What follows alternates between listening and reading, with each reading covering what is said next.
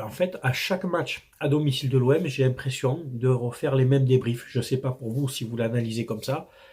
C'est des purges. On maîtrise pas le match. On galère à marquer. Et ça finit souvent par un match nul, voire récemment des défaites. Salutations à toutes et à tous, Steve, supporter of Marseille. J'espère que vous allez bien. Si tu es nouveau sur ma chaîne, l'ensemble de mes abonnés, moi-même te souhaitons la bienvenue. Ici, on parle foot. On va débriefer, analyser ensemble ce match. OM, Montpellier, 29e journée de Ligue 1 Uber Eats, match nul un partout au Stade Vélodrome. C'est parti.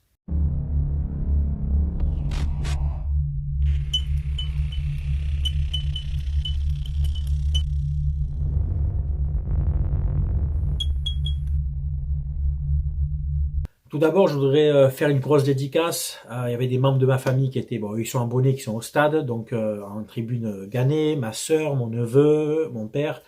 J'avais des amis en virage des deux côtés, Mathieu et Roland d'un côté. Au virage sud, il y avait Thierry. Grosse dédicace aussi à Laurent, à Christophe, à Fanou, à Samir aussi, voilà. S'ils regardent la vidéo, ils se reconnaîtront.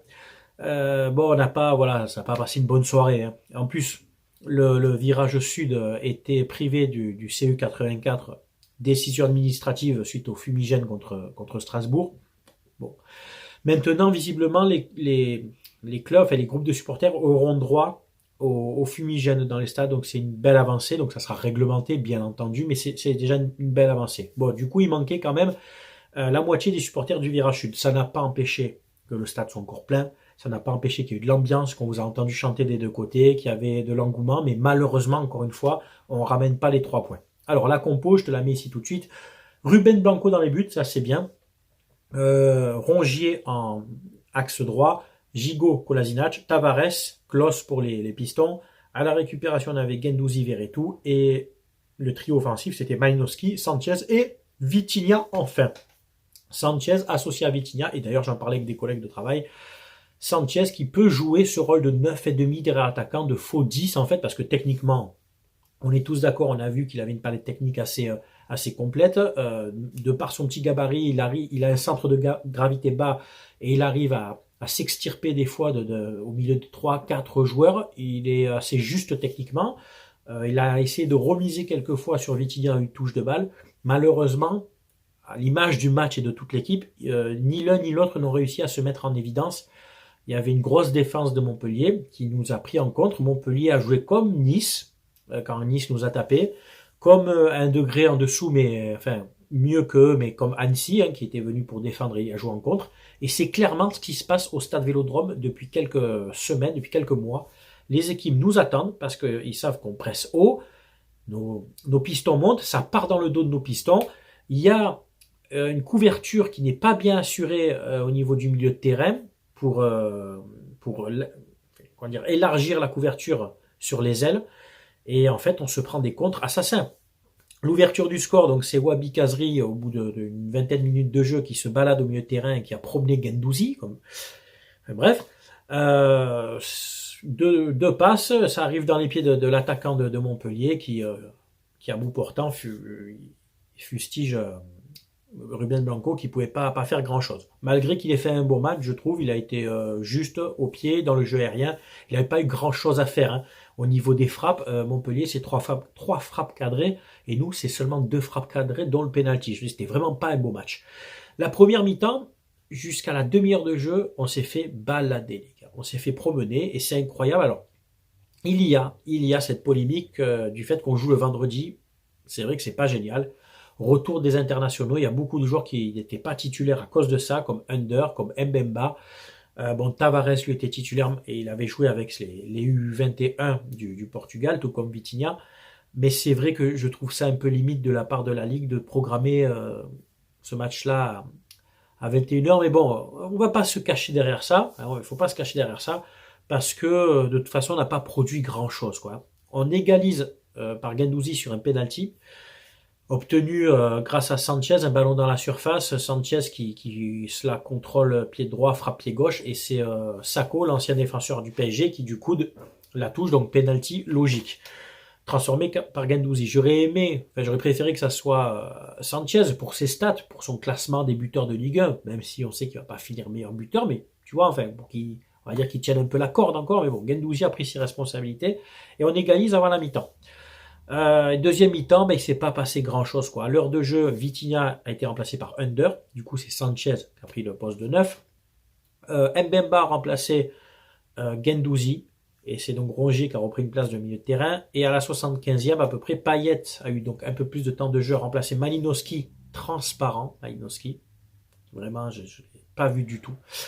Et Caboret a remplacé Klose. Alors Klose, depuis, on en parlait donc avec les collègues du boulot, depuis sa non-sélection en équipe de France, Klose, c'est l'ombre de lui-même en fait. Les centres sont pas bons, il tente des frappes dans des situations, dans des angles impossibles. Ça va pas. Ça va pas. Alors il peut te faire des fulgurances dans le match, il peut voilà, t'apporter quelque chose de positif, un bon centre, une belle accélération, mais c'est trop peu quoi. C'est vraiment partiellement dans le match. Et après, hormis ça, il y a trop de déchets techniques.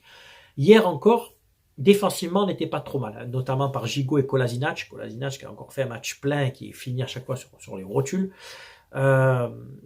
Mais au niveau de l'animation offensive, c'est trop téléphoné en fait. C'est trop simple. Il n'y a pas c'est pas très léché comme jeu, tu vois. C'est pas fin. Alors que nous, quand on se prend des contres par les équipes adverses, ça va très vite, c'est précis. Pourtant, on est capable de le faire à l'extérieur. Mais à domicile, je sais pas, une espèce de pression, je sais pas ce qui se passe. Pourtant, rassurez-moi, le terrain, les dimensions sont à peu près les mêmes, d'accord? Les pelouses sont les mêmes. Les ballons sont les mêmes à l'extérieur qu'à domicile. Je comprends pas ce qui se passe. On perd trop de points à domicile. Là, résultat, donc on fait match nul pour la 29e journée. Donc on a 60 points. Donc dans la moyenne des 2 points par match, oui, on est bien parce que 29 x 2, 58, plus on a 2 points de bonus. Mais là, Lens va jouer Rennes. Si Lens gagne à Rennes, ils auront un meilleur goal average que nous, ils auront 60 points comme nous, ils nous passent devant. T'as Paris donc qui va jouer Strasbourg, je crois, mais au Parc. Et puis non, qui va jouer Lyon, pardon, qui va jouer Lyon. C'est Monaco qui joue Strasbourg, mais à Monaco. Donc il y a possibilité que Monaco batte Strasbourg, qui nous revienne à 3 points, et que Paris, si tape Lyon, on reprenne le large à 9 points. De toute façon, je t'ai dit, si tu veux être champion, il n'y a pas à chipoter, il reste maintenant plus que 9 matchs. Il fallait gagner les 10 derniers matchs. Allez, on va dire que mathématiquement, mais il faudrait que tu gagnes tout. Et comme à domicile, on n'y arrive pas, objectif deuxième place. Mais ça va être compliqué. On le voit, Lens est là, quoi. Lens est là, il va être là jusqu'au bout. C'est pas juste un feu de paille, on l'a déjà vu la saison dernière, là ils sont encore là, tu vois, c'est costaud. Eux, que ce soit domicile ou extérieur, c'est fiable. Monaco va rien lâcher non plus, on le sait très bien. Ça me fait chier, parce qu'à l'extérieur, on fait des bonnes prestations, et à chaque fois qu'on joue à domicile, c'est des pertes de points. En fait, ce qu'on bonifie à l'extérieur, on le valorise pas, en fait, à domicile, quoi. Sinon, même sans être premier ou titiller PSG, on serait deuxième, à l'aise. C'est des points perdus, tu aurais 64, 66 points, là. Allez, tu tiendrais un peu la dragée à Paris, même si on sait que normalement, ils sont plus armés pour être champions, mais tu assures ta deuxième place sans problème. C'est agaçant. Alors t'as Unai en plus qui est blessé jusqu'en fin de saison. Harit, je sais pas s'il va revenir. Tu me diras en commentaire. J'ai pas trop suivi. Payet qui a quand même fait son petit quart d'heure, 20 minutes. J'ai trouvé techniquement assez juste, mais manque de rythme. Pas le coup de rein, tu vois. Mais de toute façon, quand je vois ce que propose des fois Malinowski, les gars, c'est bien gentil Malinowski, mais bon, pour moi, c'est pareil, c'est des fulgurances. C'est de temps en temps des frappes, de temps en temps un dribble ou deux, mais c'est rien de mirobolant. Vivement le retour d'Amin Harit, quoi. Du Amin Harit du début de saison qui perçait, qui percutait, qui cassait les lignes, tu vois. Ça nous manque ça, parce qu'il n'y a que Sanchez en fait, il peut pas tout faire, quoi. Et Vitinha, il a peu de ballons. Donc c'est compliqué. Les statistiques, je te les mets là. On a eu 68%, quasiment 69% de possession, mais de la possession stérile, hein, type Sampaoli. Au niveau des duels gagnés, 48-52 pour Montpellier, donc ça s'équilibre. Les duels aériens, ils ont eu un peu plus de duels aériens gagnés que nous. Et puis les frappes, je t'ai dit, on a tiré 13 fois, on a cadré que 2 fois. Eux, ils ont tiré 11 fois, ils ont cadré que 3 fois. C'était pas un match plaisant, quoi. Voilà. Donc écoutez, il reste 9 matchs. On va voir ce qui va se passer. Je maintiens. D'ailleurs, j'ai pas aimé le coaching de Tudor. Je n'aime pas le coaching de Tudor. Je le maintiens encore qu'il fait du poste pour poste. Il ne cherche pas à gagner les matchs. Il cherche pas à renverser la tendance, à créer quelque chose. Il reste sur son 3-4-3, 3-4-2-1, appelle ça comme tu veux, je m'en fous. Mais il n'y a pas de chamboulement tactique qui peut perturber l'adversaire. Tu vois ce que je veux dire? À un moment donné, éventuellement, peut-être passe en, je sais pas, en 4-4-2, quand il reste 10 minutes, un quart d'heure, tente quelque chose, ou en 4-4-2 losange, en 4-4-2 à plat, enfin, je sais pas, en 3-5-2 avec deux attaquants, et tu mets 5 milieux de terrain pour blinder ton milieu de terrain, tu vois. Non, c'est toujours la même tactique, juste en faisant du poste pour poste. Est-ce que Payet peut jouer une fois, avec Sanchez et Vitinha, juste pour essayer un petit peu, allez, pour se lancer un petit défi comme ça, est-ce qu'il peut essayer une fois? On dirait que c'est interdit, c'est prohibé à Marseille. C'est marqué, il y a les commandements, tu ne joueras pas avec Vitinha et Sanchez. Oh, tu dors, ça va un moment. Moi, je te dis ça. Tu dors, oui, record de points, mais un record de points, c'est pas un titre, d'accord?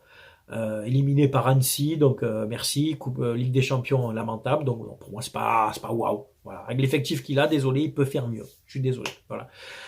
C'est tout pour ce débrief. J'espère qu'il t'a plu. N'oublie pas donc les ventes de produits supporters off Marseille sont disponibles jusqu'à fin avril. 100% des bénéfices des ventes sont reversés aux deux associations avec qui je collabore, les Petites Sœurs des Pauvres et Sourire à la Vie. Sourire à la Vie qui est l'association qui soutient, qui soutient et qui surtout accompagne les enfants atteints de cancer. Donc si tu veux faire un geste, ben, tu peux regarder ma vidéo où je présente les produits. C'est la gamme Supporter of Marseille. Il y a des t-shirts, des débardeurs, des casquettes, comme celle-là, celle que je mets souvent. Hommes, femmes, enfants, c'est de la très très très bonne qualité. Il y a les tarifs dans la vidéo. Pour commander, c'est par mail. Il y a tout dans la vidéo, le mail ou mon compte Instagram. Mais il faut que j'ai un minimum de commandes. Et on n'a pas atteint encore ce minimum de commandes pour que j'obtienne des tarifs corrects et pour pouvoir passer la commande et lancer la production. Pour l'instant, on n'a pas assez de commandes. Il manquerait facilement une bonne dizaine de commandes. Donc pour ceux qui veulent commander, c'est volontiers. Vous recevrez le colis en plus emballé avec des emballages pro, c'est qualité. Ceux qui ont déjà commandé pourront commenter, vous le dire en commentaire. Mais voilà, on n'a pas assez de commandes. Donc pour l'instant, les peu qui ont commandé, j'ai mis leur commande de côté. Enfin, alors, j'ai pris la commande, hein, mais j'ai pas encaissé leur argent. Ça sert à rien. S'il faut que je les rembourse derrière, ça serait idiot. Donc j'encaisserai les paiements une fois que j'aurai toutes les commandes pour après faire partir en production. Voilà. J'espère que ce débrief vous a plu, que tu sois supporter de l'OM, de Montpellier ou d'une autre équipe. Tu sais qu'avec moi, on respecte toujours les avis de chacun, bien entendu. Voilà, c'était Steve, supporter of Marseille. Je vous souhaite à tous de passer un très bon week-end. À très bientôt. Ciao, ciao tout le monde.